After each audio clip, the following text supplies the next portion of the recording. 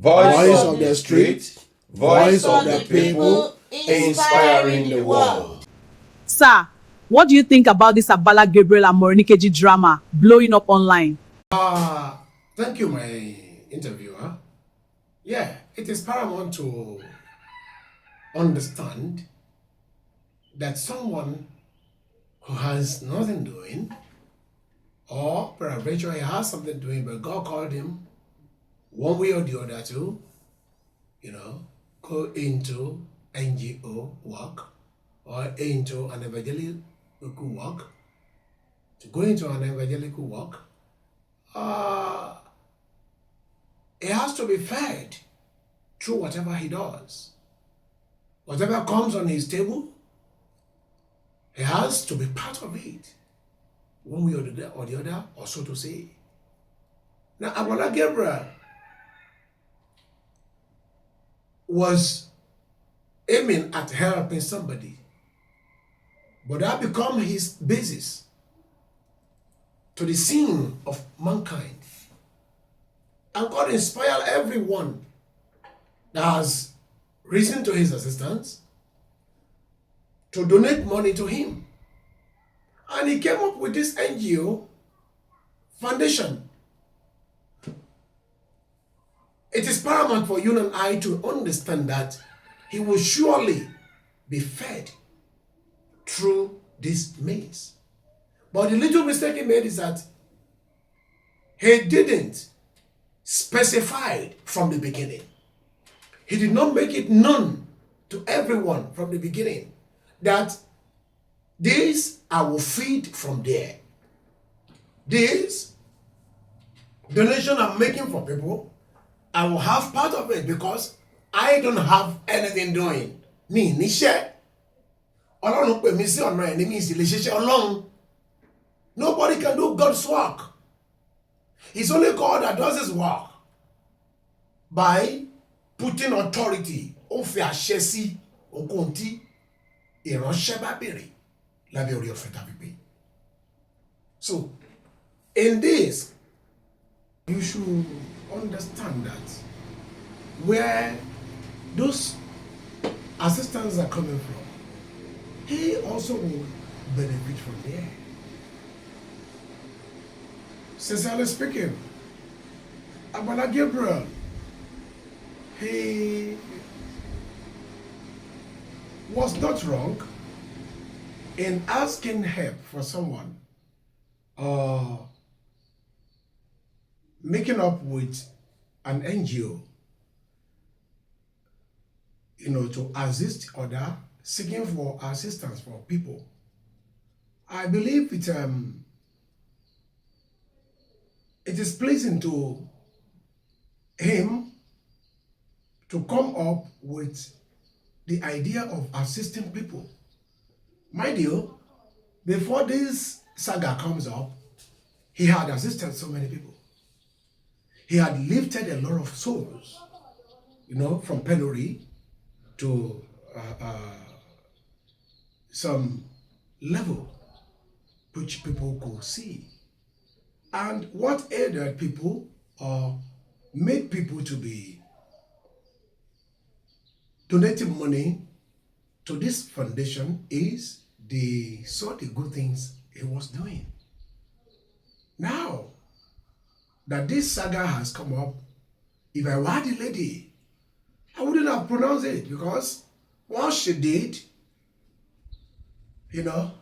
is to clamp down on the glory of a glorious son. And this will definitely affect every other people that were supposed to be supported or assisted.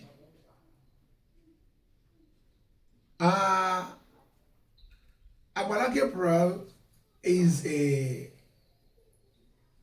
young man that may have not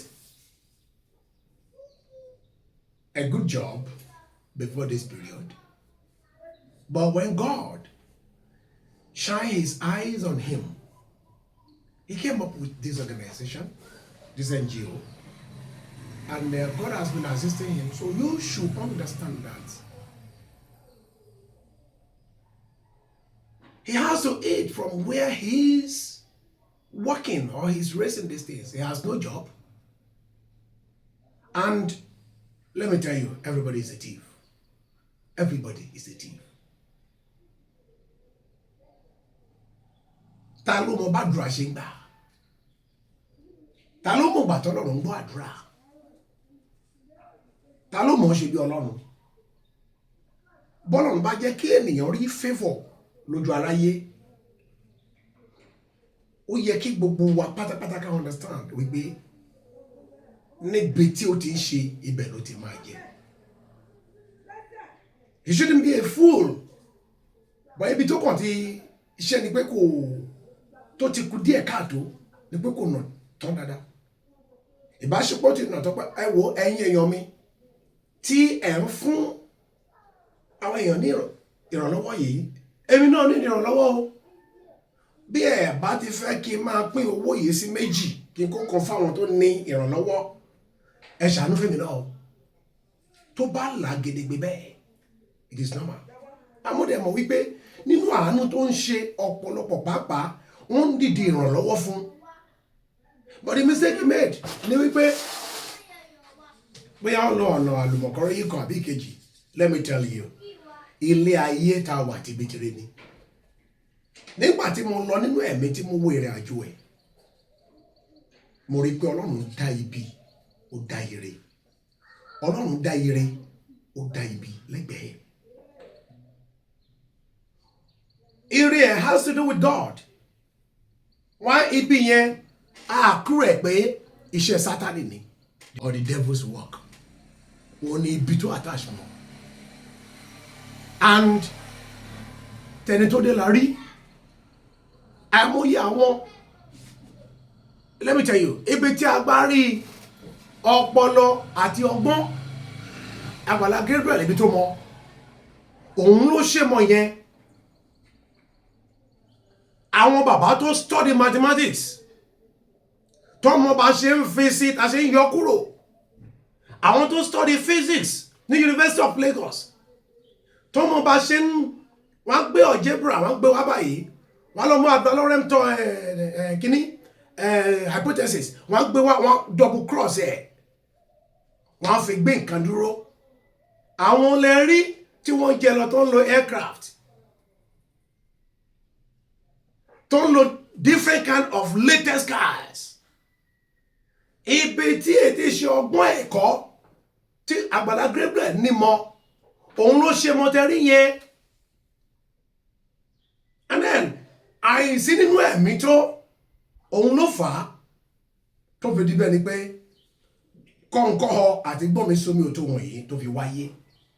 Olóòtú, I will tell you vividly that the level of his understanding is where he walked it to. The level of his wisdom is where he got to when all these things are coming up like this. Someone who hasn't a job. He hasn't a job like me here. I am a bit different from him. I studied physics in the University of Lagos. And sincerely speaking, I have had my divine calling before I come into the university. So that is why my own is a bit different. Ṣùgbọ́n gbogbo wa pátápátá ni bàrà o. Ó ti bẹ̀rẹ̀ lórí bàbá Adébóyè, àwọn bàbá Oyèdépò, àwọn Sulaiman, gbogbo wọn pátápátá. Wọ́n dé ti ṣe lettering. The level of understanding, education wa, olómù wa different from Agbala Gabriel. Gbogbo wa pátápátá the same way iṣẹ́ kan là ń ṣe. Ta ni nínú wa tó mọ bí àdúrà ṣe ń gbà? Kò sí nínú wa tó mọ bí àdúrà ṣe ń gbà. And that is exactly what I want you to understand. Tí Agbala Gabriel tó bá wá ṣe, tó bá bù lọ́wọ́, ibi tí level ọpọlọ èdè mọ́, ibi tí level ẹ̀kọ́ èdè mọ́ ni. Àmọ́ sọ nígbà mìíràn, òun ti wò ó gbé gbogbo nǹkan lé orí divinity pé téèyàn bá ṣe fún ènìyàn, òun náà rí àánú gbà. Then ibi téèyàn bá ti ń ṣe ènìyàn ti ń jẹ àwọn nǹkan tó kó bá alàgbà yìí nìyẹn. He should have stated it you know, plainly wípé, madam, owó tá máa bá yín gbà o, ẹni 30 million. Tá bá ti gba 30 million yìí o, half ẹ̀ ti organization, ti foundation mi ni o, half ẹ̀ ń lọ sọ́dọ̀ yín, kó dẹ̀ state ẹ̀ clearly, kí gbogbo àgbáyé gbọ́, ẹ tó bá máa ṣe ìrànlọ́wọ́ á ṣe, ẹ tí ò ní ṣe, kò ní ṣe. Because ọ̀pọ̀lọpọ̀ soul tí kò ní Agbala Gabriel ti ràn lọ́wọ́, tó ti gbé dìde kúrò nínú penury, tó ti ṣe ìrànlọ́wọ́ fún, ó wá kù díẹ̀ káàtó, ó kù díẹ̀ káàtó, ó tún ṣaláì kù díẹ̀ káàtó. I want you to understand wípé kò sí ọ̀bọ nídànrè. Mo wà nílé àwọn ọmọ mi, ebi ń pa mí, ebi ń pa wá. Mo dẹ̀ máa gba 6 million fún èèyàn kan, àtọ̀hún rìn wá, ẹ jẹ́ á sòótọ́. Ẹ jẹ́ ká sòótọ́. Ẹni máa ṣe ìrànlọ́wọ́ á ṣe é. Ẹ tí ò ní ṣe. Ẹ jẹ́ ká ṣe kí ni? Ẹ jẹ́ ká fi pẹ̀tẹ̀lé wọ̀. Ká fi gbogbo àrán kan wọ̀nyí sílẹ̀ sí apá kan, ká lọ sí pípé. Ọlọ́run ló ṣe lógo. God can also ṣe wọn náà lógo in your own area of understanding and agbárí. Ẹ má bínú pé mo mention àwọn tó ṣe mathematics, àwọn àgbààgbà wọ̀nyí nínú ọ̀nà ìgbàgbọ́, bó ṣe rí ni mo sọ fún yín yẹn. Kò sínú wa tó mọ bàdúrà ṣe ń gbà. Ẹ̀ ń tọ́gbọ́n ẹ̀ bá tayọ tẹ́lẹ̀ kejì náà ń pè ní gbájú ẹ̀. A kò ní láti wà nínú ẹ̀mí ká sì mọ̀ tá à ń ṣe ni. Wọ́n àti mọ̀ wò lórí social media wípé ọ̀pọ̀lọpọ̀ come up with a lot of, you know, allegations. Oh Ọlọ́run, ó dùn mí gan. Bí mo ṣe jókòó síbi ìsìn, àti rẹ́ni tó wá bá mi pé olùṣọ́, ẹ dẹ̀ wù mí lọ́kùnrin o, ẹ jẹ́ ká máa jọ fẹ́ra wa, ká máa jọ fẹ́ra wa. Ó tiẹ̀ bá mi wo iṣẹ́ pàtìpàtì tọ́lọ́run gbélé mi lọ́wọ́ yìí. Tá bá bẹ̀rẹ̀ sí fẹ́ra wa, tó bá lóyún ńkọ́, ṣé wà wá ní kí n lọ ṣẹ́yún yẹn fún ẹ? Nígbà tí n ṣe pé mi ò níyàwó, mo níyàwó. In fact, Ọlọ́run fi ìyàwó méjì fi dá mi lọ́lá. Nínú ìdíṣẹ́ ọ̀nà yìí, kọ́ máa ṣe kẹ́mi, kan wà níbí, kan wà abroad. So, tá bá wá wò ó, tẹ́mi àti wọ́n bá tún lọ ṣeré ìkọ̀kọ̀, tí nǹkan mi bá wọ̀ ọ́, ṣé mi ní káwọn ní sọ pé mi kì í sára? Jọ, jẹ́ ká fi ṣe tọmọjọ àti olùṣọ́ àgùntàn, bàbá àti ọmọ. Whatever you need, ask me. Tágbára mi bá gbé, máa ṣe fún ẹ. Ẹ wò yẹn, àwọn ẹ̀kọ́ ṣe kọ́ níyà o. Ó wá ṣiṣẹ́ kó jẹ́ irú ẹ̀ ló wá f'Agbala Gabriel. Kó máa mọ̀ wéè tó máa fi ṣe kíni, tó máa fi circumvent ẹ̀. You understand? Level of understanding olúkúlùkù ọ̀tọ̀ọ̀tọ̀ ni. Tẹ́ tó dẹ̀ rí lárí, tó dé lárí, ìwọ tó ń ṣe tiẹ̀ ní kọ̀kọ̀ tá àti ìrè ńkọ́. Ọjọ́ kan bọ̀ l'Olúwa wí. Ẹ jẹ́ ká fi ìdí ṣe ọmọ ológo, ẹ má jẹ́ àfà wálẹ̀. Let's just, ẹ jẹ́ ká, he will tender an apology. He will tender an apology. Tó bá ti bú lọ́wọ́, àti gbọ́ tẹnu ẹ̀ pé wọ́n náwó báyìí nínú donation, donated money, amount of money tí wọ́n donate. Tòótọ́ kò yẹ kó rí bẹ́ẹ̀. Láì tí ì là láti bẹ̀rẹ̀. Tó bá yẹ kó ti là á láti ìbẹ̀rẹ̀ ni kò ní ayé ò ní rí sọ sí. Ṣùgbọ́n kò là á, òun ló fa gbogbo kọ́ńkọ́ hàn. Wọ́n sọ wípé èyí tí à ń gbọ́ lọ́wọ́lọ́wọ́. Mo á fẹ́ bẹ̀ àwọn ènìyàn pátápátá, kò sí ọmọdé kan tó lè mẹ̀kọ́ jẹ tí ò ní ra lọ́wọ́. Kò sì sí ẹ̀dá tàbí inú obìnrin kan tó máa rìn tí orí ẹ̀ ò ní jì. Ẹ fọwọ́ wọnúlẹ̀. Ẹ má fi ṣèbínú jù ní ti ṣe ìrìnàjò náà. Kẹ́sì mọ̀ pé ẹni tó bá ṣe lábẹ́ pẹpẹ, á jẹ lábẹ́ pẹpẹ. Sir, people want to know your opinion on the Agbala Gabriel and Morenikeji duping saga. Thank you very much. I do not say much thing on this issue. I have earlier stated that the level of the mathematics of Agbala Gabriel's brain is where he stopped at the matters that is ongoing. I want to tell you vividly that those that study mathematics, like I said earlier, they've done their own, and today they are using aircraft in 1, in 2, in 3, and in 4. That is the level of his understanding.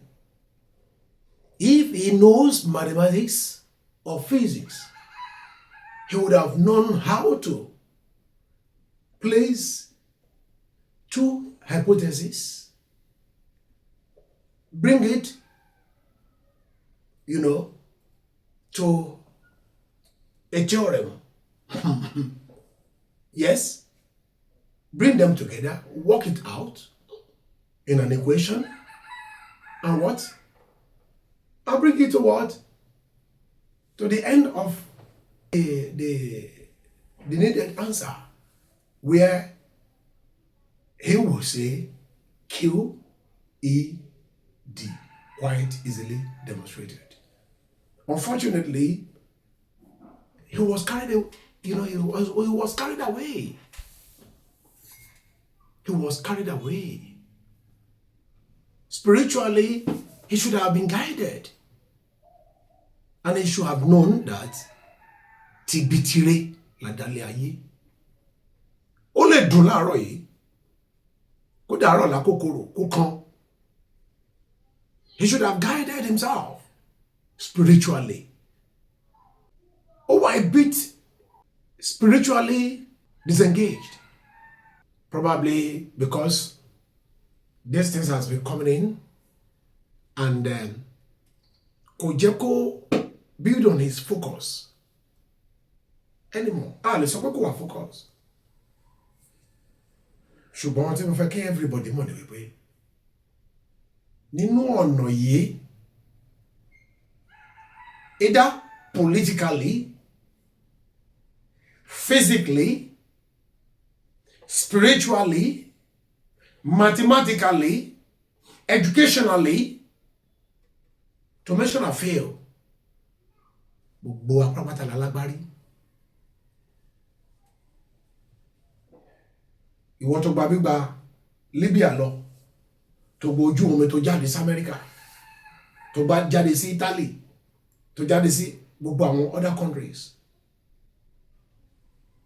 Ṣé kìí ṣe agbárí lolo? Agbárí ni.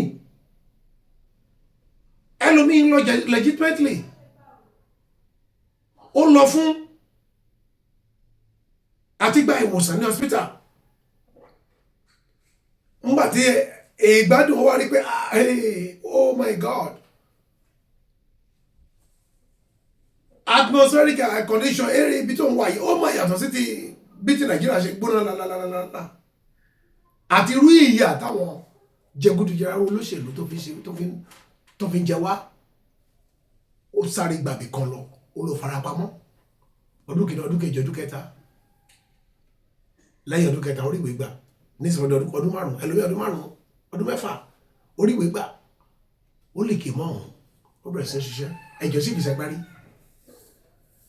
Ẹni tó bá ṣí mọ́ lórí tó bá ká mú òun ní bàrá o.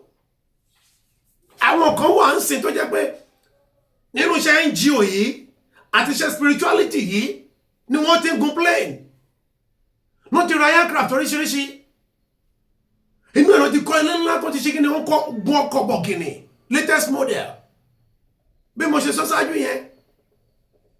So ẹjọ́ mo máa bẹ̀ gbogbo yín pátápátá lórílẹ̀-èdè àgbáyé, àjùmọ̀bí òkan tàánú, ẹni orí bá rán sí ni ní ṣe ni lóore. Gbogbo àwọn tá ń kásíkéètì ẹ̀ tó tọ́, a lè rí pé nǹkan tó ṣe ó kù díẹ̀ káàtó, kò nà tán ni.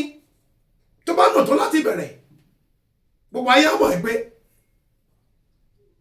ẹni tí ò níṣẹ́, bóyá oníṣẹ́ kan tó ń ṣe tẹ́lẹ̀tẹ́lẹ̀, tọ́lọ́run wá pè é rán ẹ níṣẹ́ pé kúrò ń bẹ̀ kó lọ ṣiṣẹ́ tèmi, ò níṣẹ́ náà ni torí kò sẹ́ni tó lè sọ pé iṣẹ́ Ọlọ́run lòun ṣe ò lè ṣiṣẹ́ Ọlọ́run not even Baba Adébóyè not even Oyèdépọ̀ ló lè ṣiṣẹ́ Ọlọ́run. Who are they to say wọ́n take position Ọlọ́run? No way. Not even Akingbulugbe ló máa sọ pé òun ṣiṣẹ́ Ọlọ́run. Kò sẹ́ni tó lè ṣiṣẹ́ Ọlọ́run. Iṣẹ́ tí orí rán ọ̀pọ̀lọpọ̀ ló ń ṣe. Iṣẹ́ tí agbárí rán ọ̀pọ̀lọpọ̀ ló ń ṣe. Ó kàn jẹ́ pé level of understanding tó jẹ́ professor ní mathematics ní òní mọ bó ṣe fẹ́ gbé fọ́múlà ayé àti ọ̀run kó gbé sílẹ̀ kó work it out tí ò ní bú lọ́wọ́. A fi mathematics gbé kò ní lè bú lọ́wọ́ á jẹ lọ. Ọgbọ́n ọba rere bàbá kẹ̀ wọ́n máa bẹ́rí fún. Wọ́n sì nímọ̀ pé ó ṣe kí ni ó fi ẹ̀ ló ó pọ̀ mọ́ ẹ̀ lọ. Ó fi ètí ṣe ọgbọ́n mathematics. Ẹ wo kò sẹ́ni tó ọgbọ́n mathematics ò lè jẹ́ o. When I was in the University of Lagos, I studied 52 units of mathematics. Can totally graduate in the physics. So, gbogbo àwọn nǹkan yẹn ṣe kí n tó ṣe anything. Máa wo mathematical effect ẹ̀. Máa wo physical effect ẹ̀.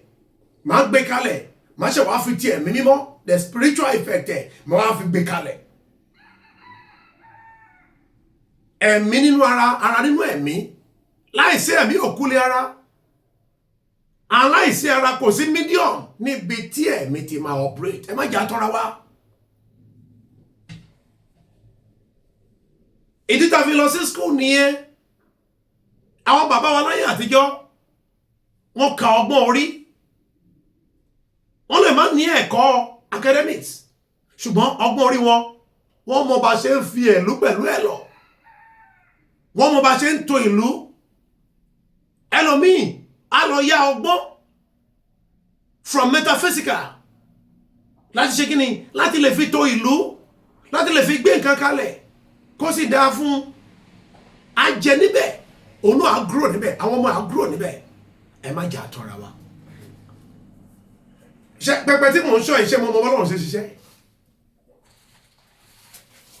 àwọn èèyàn wà mọ́ gbàdúrà fún wọn mọ́ ṣọ́nà fún wọn.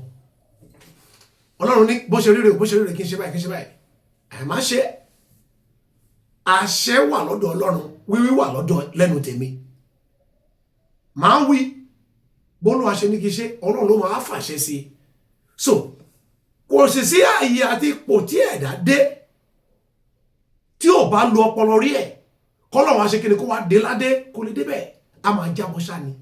Àmọ́ yà wọ́n tó wà lórí social media tí ò rí 1 million gbà in a month. Àdẹ̀rẹ̀ àwọn tó bẹ̀rẹ̀ lánàá tó jẹ́ pé wọ́n ti ń gbowó oṣù 1 million in every month.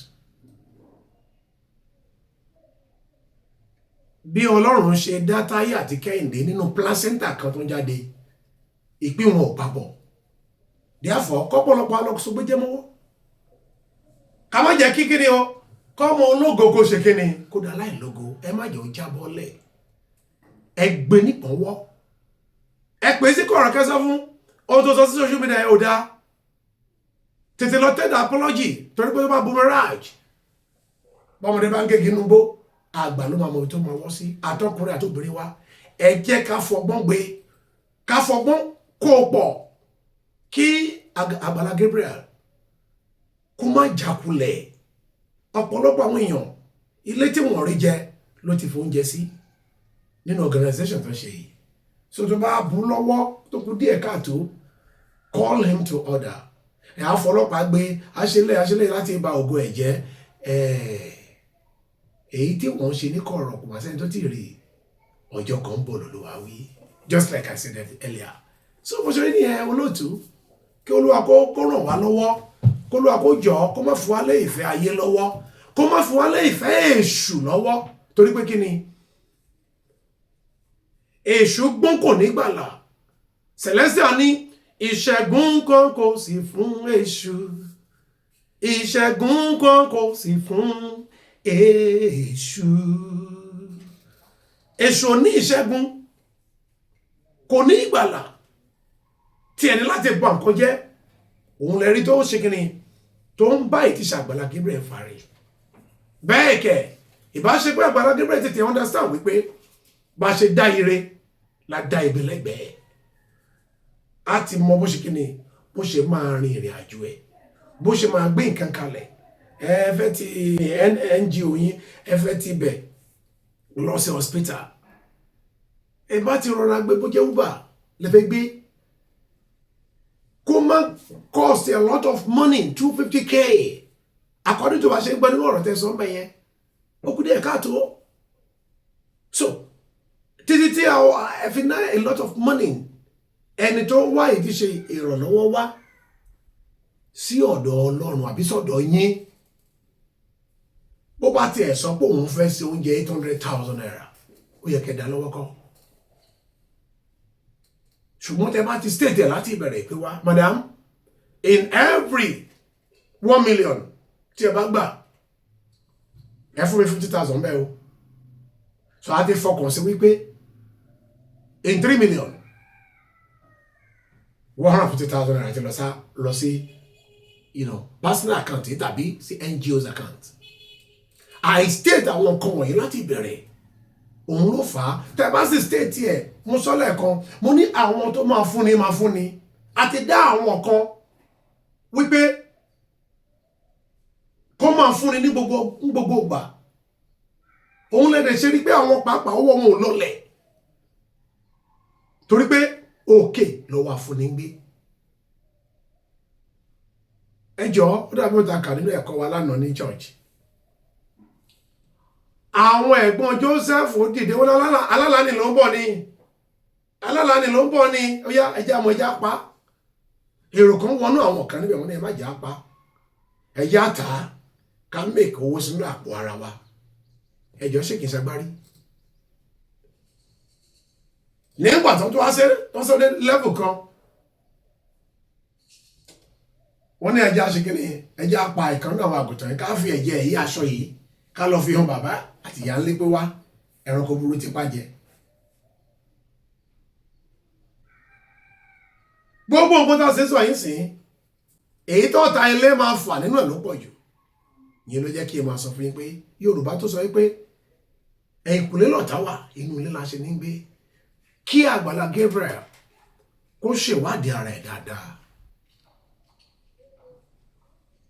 ẹlòmíì máa mú kọ̀ǹkọ̀ǹ dání àtọ́ṣẹ láti wẹ̀ fún ètí ṣe kíni ẹni tó dọ̀tí tó sì jẹ́ wípé àwọn ìdọ̀tí kọ̀ọ̀kan náà ó ti ṣàn sí lára àwọn kọ̀ọ̀kan tó ṣẹlẹ̀ ní ẹ̀ tá a bá fojú ẹ̀mí wò dáadáa I'm telling you ẹlòmíì sì máa gbé tiẹ̀ nínú ọ̀rọ̀ tó wà lẹ́yìn Joshua ń ṣiṣẹ́ tó dáa ṣùgbọ́n aṣọ ẹ̀gbin sì wà lára ẹ̀ ìgbà tó dé stage kan lọ́lọ́run sọ fún Michael pé ó yá mú lọ sẹ́yìn odi ìlú kó lọ bọ́ aṣọ ìkó lọ́rùn kó dáná sún kó lè ra aṣọ tuntun míì wọ̀ kó lè ra aṣọ oríire àti àṣeyọrí kó lè wọ̀ ìbẹ̀rẹ̀ kan ló níṣẹ́ àṣeyọrí ló mọ́ta lórúkọ Jésù Kristi ìwọ tó ń gbọ́ mi wà ní àṣeyọrí ò ní kú sọ̀rọ̀ bí èéfín mo gbàdúrà fún Agbala Gabriel lórúkọ Jésù Kristi ò ní kú sọ̀rọ̀ bí èéfín you might not think it to this level o lè má lè ro ẹ̀dẹ́ level ibi tó dé yìí Agbala Gabriel o lè ro pé wá ọkọ̀ fẹ́ ṣèrànlọ́wọ́ kó dẹ̀ kúrò ń bẹ̀ ṣùgbọ́n nígbà táwọn ènìyàn Ọlọ́run sọ pé òkè ó fi ìrànlọ́wọ́ yín sí ọkàn àwọn èèyàn wọ́n bẹ̀rẹ̀ sí ṣe fún yín bọ̀ ó wá call for ìkíyèsára gidigidi torí wípé ọ̀pọ̀ ló ń fúnni tí inú àwọn ènìyàn ò dùn sí ọ̀pọ̀ kẹ̀ ni ò fẹ́ fún èèyàn tí inú ẹ̀ ń dùn sí ìyẹ̀dí àwọn tó ń fúnni so it is in two ways máa bẹ̀ yín ẹ má jẹ́ kí ọmọ ológo kó kú sínú ìtìṣe ìkọsẹ̀ yìí ẹ gbé kẹràn lọ́wọ́ ẹ gbé nígbọ̀nwọ́ kó má ṣubú sínú ẹ̀ ó kí o tí wá lè ṣubú sínú ẹ̀ Bíbélì sọ wípé 70 times 7 times ká máa ṣe kíni ká máa gbé dìde bàbá rẹ̀ arákùnrin wa kan tó wà nínú ìṣubú kan ẹ jẹ́ ká ṣe kíni ká fà á dìde ẹni tí obìnrin yẹn bó ṣe yẹ ló ṣe we were aware that wọ́n ti raise ọmọ yẹn bàbí 6 to 7 million fún in a certain place kó tó di pé ó dé ọ̀dọ̀ arákùnrin bó bá jẹ́ mi lòun ni màá fọgbọ́n ṣe é àmọ́ kó wà nínú ìrora síbẹ̀ náà kẹ̀ kó máa ṣiṣẹ́ owó sí àpò ẹnikẹ́ni tó bù láwọn owó wọ̀nyí ìbá ti fọgbọ́n gbé kó má bàa dí àwọn ará tó ń bọ̀ lọ́nà tó sì nídìí irú ìrànlọ́wọ́ yìí kó má bàa dí wọn lọ́wọ́ ẹ wo èèyàn mi ìkan kì í bẹ́ẹ̀ o ìkan kì í bẹ́ẹ̀ o ṣé èmi ni irú obìnrin yìí máa dọ́dọ̀ ẹ̀ lọ́la sí tí màá tún ṣe irú ìrànlọ́wọ́ yìí tí mi ní máa rò pé ó máa kó bá mi bó ṣe kó bá Agbala Gabriel ò bá ti rò dáadáa kó tó ṣe é àláfíà fẹ́yìn tó gbọ́ mi àtẹni tó wò mí ìbànújẹ́ ò ní dé bá yín ẹni rí ìdààmú o iṣẹ́ Agbala Gabriel náà tó ń ṣe òré níwọ̀n o káàsì tó bá ní rìnrìn àjò ó yẹ ká mi ní tàǹbà lọ orúkọ Jésù Kristi Agbala Gabriel ò ní ṣiṣẹ́ o. Sir, what is your opinion on the issue of Agbala Gabriel and Morenikeji saga? A shameful act. They took advantage of people's trust. Ẹ ṣé gbogbo ẹ̀yin èèyàn. All your questions Are on this. Thank you all my interviewers. Thank you very much. You see, mi ní much àti sọ mọ́. Gbogbo ẹ̀ ni mo ti state sílẹ̀. But the fact wípé à ń ṣe ìrànlọ́wọ́ fún àwọn ènìyàn. À ń gba àwọn àlejò ènìyàn láti ṣoore fún wọn. Yorùbá ní oore níwọ̀n. Mo máa fi àwọn àkókò yìí pàrọwà fún gbogbo àwọn olùṣọ́-àgùntàn. Àwa wòlíì pé ká ṣe kíni ká wádìí ohun gbogbo fínífíní ká tó torí bọ̀ ká di èyí tó jẹ́ òtítọ́ mú ká wádìí everybody that comes around us, everyone that comes around us ká tó ṣe kíni ká tó gbà wọ́n láti ṣèrànlọ́wọ́ fún. Torí ẹlòmíì ogun tó ń bá bọ̀ ni wípé àwọn ayé ti wà ní ọ̀rọ̀ ẹ̀ pé a ti ń pa bọ̀ kó má sẹ́nikẹ́ni tó máa gbà á. Tá bá rẹ́nikẹ́ni tó máa fẹ́ gbà á kẹ́nìyẹn náà ṣe kíni kó gbé tiẹ̀ láti bẹ̀. Ìyẹn ló jẹ́ ń sọ ṣáájú pé àwọn tó sì máa gbé tiwọn nínú ọ̀rọ̀ yìí they are very many. So kólúkúlùkù wa pátápátá ká wà nínú ìkésára fún ètí ṣe ohunkóhun tá a bá ń ṣe tàbí tá a bá ń sọ sí irú àwọn ọ̀rọ̀ tó wáyé yìí. It is purely spiritual. Ogun tó ń jà ìránṣẹ́bìnrin yẹn ẹ̀ mọ ibi tó ti ń bọ̀. Ẹ mọ̀rú ogun mára aláàánú. Ogun mára aláàánú wà. Ṣé pé wọ́n ti parí ẹ̀ in the Sahel. Wọ́n ti parí ẹ̀ spiritual realm. A rìn a ṣe bó ẹ̀ gbogbo ibi tí everybody ti rí àánú gbà á débẹ̀ kò ní rí àánú gbà. Tó bá tó wá rí àánú gbà á tó ti pa ogun tó ń jà á fẹ́ ja ẹ̀ tí ṣàwọn tó ṣàánú fún. Lórúkọ Jésù ogun òkú kò ní ja èmi àti wọ́.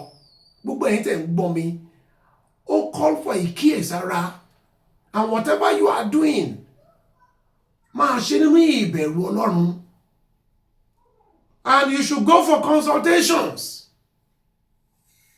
Ìyẹn Bíbélì sọ pé máa dán ara yín wò. Ẹ dán ara yín wò bí ẹ̀yin bá wà nínú ìgbàgbọ́ tàbí tí Kristi bá ń gbénu yín. Learn how to do what? To consult spiritually. Kò sí evangelist tí ò ní evangelist tó superior jù. Kò sí wòlíì tí ò lọ́gàá. Kò sárínà tí ò lọ́gàá. Eli àti Samueli ó ní máa wí sọ fún pé máa wí torí tí ìránṣẹ́ rẹ̀ ń gbọ́ nígbà tóun náà bá tó ń pè ọ́. Ohun tí Eli sọ fún Samueli nìyẹn àti bẹ́ẹ̀ bẹ́ẹ̀ lọ. You see, many people will take this thing to be evil. Láì kò wò deeply pé ó má lè ní ogun tó ń jà obìnrin yìí. Tí lára ogun yìí ṣe kí ni tó padà nípa bí àìsínú ẹ̀mí tó, or being carried away somehow, or wíwọ pé wá nǹkan yìí èmi ló wà ní ìkáwọ́ ẹ̀ láti ṣe láì nà tán fún gbogbo èèyàn pé wá èmi náà máa jẹ́ nú kíní yìí o. Bí mo ṣe sọ ṣáájú, ó lè jẹ́ bẹ́ẹ̀ lógun yẹn gbà wọlé wá. Bógun bá máa jà nǹkan kan ṣá lógun máa bẹ́ẹ̀sì lé lórí láti jà èèyàn. Bí ikú bá máa pa ènìyàn nǹkan kan ṣá ló máa mú ó dẹ̀ kọsẹ̀ ẹ̀bẹ̀ ó ṣubú ó larí mọ́lẹ̀. Àwọn òpó ṣe jáde lọ kẹ̀kẹ́ lásán ló gba ó dẹ̀ kú. Ọ̀kadà ló gbé ṣubú tó forí gúnlẹ̀ tó kú. Ó ṣáà máa mú nǹkan dání.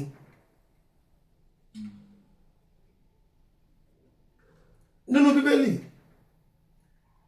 àti rí èyí tó ṣe kí ni tó yẹ pé wọ́n sọ lókùúta pa. Stefanu wọ́n sọ lókùúta pa. Agéjọ́ lórí àsọ̀rí Pétà kodò. Kò síkú tó máa pa ìdíṣe alágbára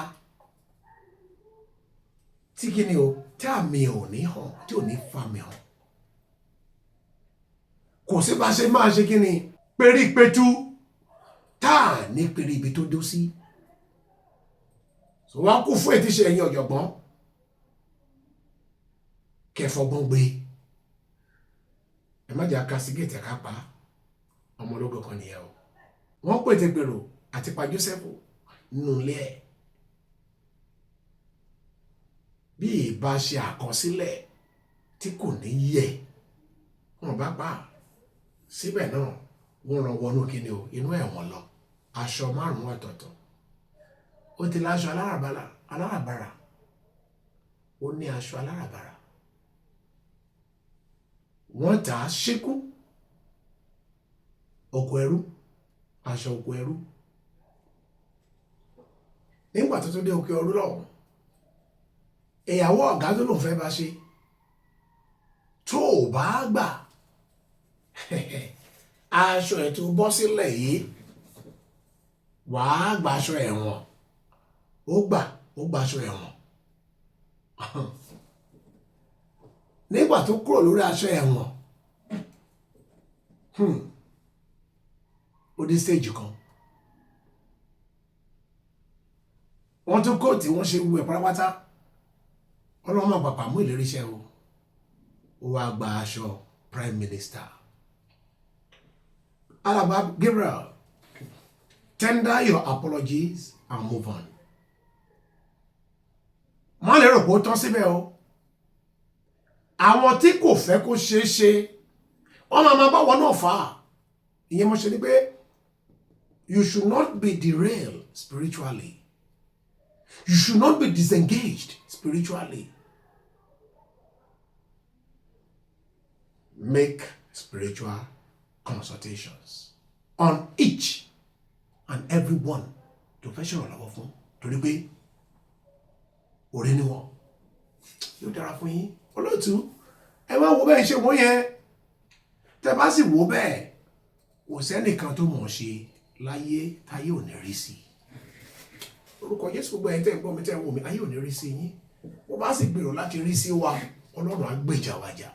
Lórúkọ Jésù mo gbàdúrà nínú ìrìnàjò yìí lẹ́ẹ̀kan sí Agbala Gabriel Ọlọ́run á kó ẹ yọ. Wàá bọ́ nínú wàhálà náà. Orí ọ̀fẹ́ Ọlọ́run òróró ìfinimọ̀nà Olúwa tú lé ẹ lórí. Wàá rí àánú Ọlọ́run gbà. Ẹni máa ṣe fún yàn á ṣe fún. Ẹni tí ò dẹ̀ ní ṣe kò ní ṣe. Ìwọ̀n tó wà lè ṣe má dẹni tó máa ṣe lọ́wọ́ o. Ìwọ tó fẹ́ ṣe má jẹ́ kẹ́nikẹ́ni dí ẹ lọ́wọ́ o. Iṣẹ́ kan lọ́rùn gbéró ẹ o. Àwọn tó máa bú ènìyàn iṣẹ́ tó lọ́rùn gbéró wọn nìyẹn o. Àwọn tó máa castigate ènìyàn iṣẹ́ tó lọ́rùn lé wọn lọ́wọ́ nìyẹn o. jẹ́ kó máa ṣe lọ gbogbo wa ní yóò dúró níwájú Olúwa àtẹ̀wé àti àgbà a ó sì rojọ́ wa o gbogbo ayé ló ṣẹ̀ tí wọ́n sì kùnà ògo rẹ̀ o ẹlẹ́ṣẹ̀ orúkọ Jésù yóò gbà wá là kò sí ọ̀nà mìíràn tó tọ́ka sọ́run ẹ̀yin aráyé ẹ̀yà ara wa gba Jésù Olúwa wa. Àmín. Voice of the street, voice of the people, inspiring the world.